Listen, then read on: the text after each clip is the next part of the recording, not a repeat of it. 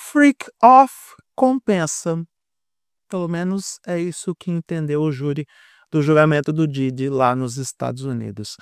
O rapper Sean Diddy Combs, ou P. Diddy, ou Diddy, Puff Diddy Pop, sei lá qual é o nome que ele está utilizando neste momento, ele foi inocentado de 3 das 5 acusações que estavam contra ele lá na justiça norte-americana, nos tribunais de Nova York. E dessas 3 condenações estão, ou no caso as 3 absolvições, estão aqueles crimes que são considerados os mais graves, onde ele poderia pegar prisão perpétua. Como ele só pegou, ou pode pegar, já que a sentença ainda não foi anunciada, a gente tem apenas o veredito de culpado ou inocente de 2 das 5 acusações, e só depois que a justiça vai se pronunciar sobre a sentença dele. Como ele pode pegar no máximo 20 anos de prisão, e ele vai ter os atenuantes por ser réu primário e bom comportamento, é certo dizer que o Diddy pode sair da cadeia bem rápido, muito mais rápido do que a gente imaginava, mesmo com todas as evidências, mesmo com todas as provas, mesmo com todas as denúncias, mesmo com tudo o que foi dito em relação a esse caso, o Diddy pode sair da cadeia muito mais rápido do que todo mundo imaginava ou esperava. Para o Diddy não ter prisão perpétua é uma vitória diante de toda a robustez do caso, diante de todos os elementos palpáveis do que estava acontecendo nas freak-offs. Então, é difícil falar sobre isso. Muito difícil falar sobre isso, porque quando você é jovem, quando você está na década de 90 e ouve o gangsta rap, você acaba se envolvendo com isso. Se envolvendo até mesmo nos aspectos pessoais e emocionais, porque vamos combinar que o rap, o hip hop, da mesma forma como aconteceu com o funk aqui, ele é um movimento do povo preto que se rebela contra o sistema e mostra que venceu. Isso, para quem vem de baixo, para quem vem do gueto, para quem é marginalizado pela vida e pelo mundo, é algo muito importante. Importante no sentido de autoafirmação, inclusive. Eu não estou dizendo que a gente tem que defender a ideia de pegar em armas e mudar o sistema a partir do tiro, porrada e bomba, mas vende-se essa ideia de que existe sim uma cultura dentro das comunidades mais pobres, dentro das comunidades negras, que pregam o empoderamento a partir da reação, a partir do revide, a partir do troco. Tem gente que vai dizer, não, a gente não deve revidar na vida, porque afinal de contas você está se rebaixando ao nível do agressor. Mas quando você é uma pessoa preta, que nasce num local pouco favorecido, onde o Estado sequer chega para oferecer saneamento básico, alimentação digna, moradia digna, e que você tem que dar respostas ao sistema, às vezes as respostas são em forma de versos rimados, mais ou menos ritmados e sem uma melodia no fundo.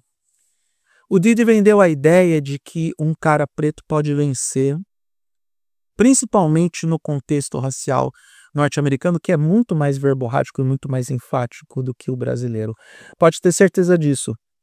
A miscigenação que aconteceu no Brasil suavizou o racismo brasileiro. Nos Estados Unidos, a segregação foi evidente, enfática, foi sistematizada, leis foram criadas para separar pretos e brancos. Então é muito mais complexa, muito mais verborrágica e muito mais incisiva a questão racial. Aliás, vou aqui citar a Nath e Isa, elas fizeram um vídeo, elas estão lá em Nova York e fizeram um vídeo falando sobre o assunto, falando sobre o veredito do caso Diddy e levantaram uma questão muito interessante sobre 2 pontos que não foram observados ou foram totalmente ignorados na sentença. O primeiro é institucionalizar a ideia de que, como as pessoas estão apaixonadas por outras, ou como aquelas mulheres que foram as principais acusadoras do Diddy, como elas estavam num envolvimento afetivo, os namorados podiam fazer o que quiser com elas. Que tudo é consensual a partir do momento que você está com um relacionamento com aquela pessoa. Isso é de um absurdo tão grande que eu não estou no meu lugar de fala, mas eu gostaria que as mulheres que estão assistindo esse vídeo que pensassem nisso. De acordo com o júri que julgou o caso Didi, o fato dessas mulheres terem um relacionamento com o cara, de estarem envolvidas afetivamente com ele, dava ou dá a entender de que essas mulheres agora elas estão à mercê dos desejos do cara, né. Se o cara quiser criar uma festa muito louca, colocar um monte de gente desconhecida, colocar, profissionais de relacionamento adultos, colocar atrizes pornô, colocar um monte de gente maluca, encher esse povo, esse rabo de encher o rabo desse povo de substâncias ilícitas e dizer: "Ó, vai lá e transa com ele", pela lei americana, não pela lei, pelo entendimento do júri do caso Didi, tá valendo porque é consensual. Isso para mim é muito perigoso, é muito problemático, é difícil a gente aceitar um mundo desse jeito. E o segundo ponto que a Nath e a Isa levantam é na questão racial da sentença em relação às mulheres, porque 2 mulheres pretas denunciaram o Didi e as 2 foram, na leitura do júri, foram lá porque queriam. Elas foram violentadas. Elas não tiveram o direito de dizer não. E se disseram não, isso não foi respeitado.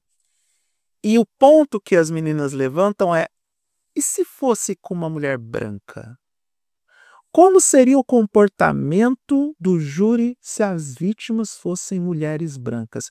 Porque não tem como a gente desassociar a ideia de que a gente fala muito das vidas negras importam, mas as vidas das mulheres negras, pelo visto, não importou em nada nesse veredito. Porque, convenhamos, tivemos as denúncias, tivemos evidências, tivemos provas, tivemos a quantidade industrial de óleo de bebê na mansão do Didi, temos as filmagens e, por conta de distorções de narrativa nas mensagens de texto, por conta de uma prova em vídeo, que é aquele vídeo da CNN, ou que a CNN veiculou, onde o Didi agride a Kessia Ventura, e isso foi retirado do caso porque, de forma habilidosa, os advogados de defesa colocaram aquele vídeo como uma peça de um caso de violência doméstica, e não se tratava de violência doméstica a acusação. Eu não sei se a promotoria falhou nisso ou se, de repente, houve uma certa má vontade do judiciário para pensar assim: "Tá, isso aqui foi uma violência doméstica", mas contextualiza todas as denúncias que foram feitas contra o agressor ou contra o réu. Ignoraram isso, então, por conta desses malabarismos jurídicos, o caso do Didi se transformou numa aberração na sua sentença, e foi uma aberração ao longo de todo o caso, porque as pessoas estavam zoando o fato das freak-offs acontecerem. Eles estavam minimizando a dor das mulheres, estavam minimizando a dor das vítimas. Faltou sororidade de muitas mulheres no caso do Didi, porque é o tal negócio: "Ah, porque não enfiaram no meu rabo, eu não tenho que me preocupar com isso", mas no rabo dos outros, né, no rabo dos outros é frequente. Nossa, tô perdendo a compostura e perdendo a linha de raciocínio do provérbio ou do ditado. No rabo dos outros é refresco. Simples assim. Olha, cria-se um precedente muito perigoso, porque você agora tem uma decisão jurídica que relativiza a dor da pessoa mais frágil em função do fato de existir um relacionamento, existir o vínculo emocional, e por conta do vínculo emocional, tá liberado para o cara fazer o que quiser com a mulher. Esse é o entendimento do júri do Didi. E é isso. Eu, de novo, eu não tenho lugar de fala para isso. Eu só tô comentando porque eu penso nas mulheres da minha vida. Penso nas minhas sobrinhas, penso nas minhas irmãs, apesar de todas as diferenças que nós temos. Penso nas mulheres com quem eu me relacionei, nas mulheres com quem eu fui para a cama, penso nas netas, sei lá, nas sobrinhas de outras pessoas.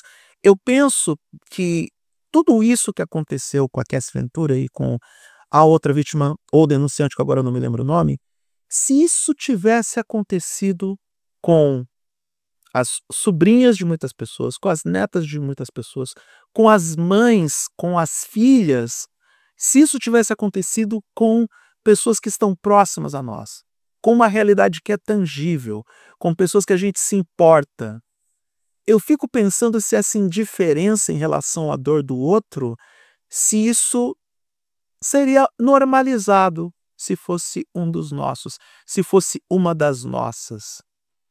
O Didi solto, porque sim, ele vai esperar a sentença preso. Porém, a gente sabe que ele vai sair da cadeia num tempo relativamente curto. É óbvio, nem dá para comparar com prisão perpétua. Por isso que ele considera a sentença dele uma vitória. Mas quando o Didi for solto, essas pessoas que deram a cara para bater, foram depor contra ele no julgamento, as denunciantes, todo mundo vai ter que procurar programa para proteção à testemunha. Porque o Didi vai fazer da vida dessas pessoas um inferno, se é que elas vão ter vida depois que ele ficar solto. E o recado que o coletivo norte-americano, já que o Didi foi a júri popular, o recado que o coletivo norte-americano dá é que se o cara tem dinheiro, se o cara é muito popular, se o cara tem os mecanismos de subverter a justiça, a polícia, cara, as altas esferas do poder, para que ele se safe de tudo o que ele está fazendo, não importa a cor da pele dele, o dinheiro é o que vai mandar sempre. Semana passada eu tive uma conversa com uma pessoa que eu tive que jogar a real para ele. A questão do racismo historicamente existe porque está diretamente vinculada à questão do poder, à questão de quem tem o dinheiro nas mãos. Foi basicamente o que aconteceu no Apartheid, foi o que aconteceu lá na Índia, no Paquistão, a invasão dos ingleses naquela região, foi o que aconteceu no Brasil. Então, o Didi confirma que se você é uma pessoa preta com muito dinheiro e poder, o racismo ou as questões raciais não pegam você. Poderiam até pegar 30, 35 anos atrás, quando, por exemplo, o O.J. Simpson foi acusado de cometer crimes contra a ex-esposa e o namorado dela. Muito se discutiu sobre a questão racial no caso dele. Mas também tinha aquele outro lado da moeda.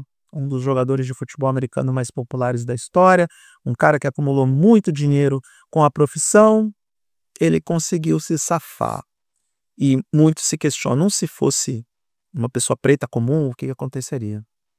O Didi é muito poderoso. Eu, na minha inocência, cheguei a acreditar que ele seria condenado à prisão perpétua. Mas quem sou eu? O cara que ainda continua acreditando na justiça. Ainda mais a justiça norte-americana, que é bem mais complexa que a brasileira. É triste pensar que o free coffee, eu tenho engasgo com isso. É triste pensar que o free coffee compensa, porque eu não gostaria que as minhas sobrinhas caíssem nessa situação e que o judiciário brasileiro entendesse que a dor delas não vale absolutamente nada. Eu não sei que reação que eu teria, mas não seria das mais bonitas as reações que eu iria apresentar para o público, para a justiça, diante de uma injustiça tão grande quanto essa.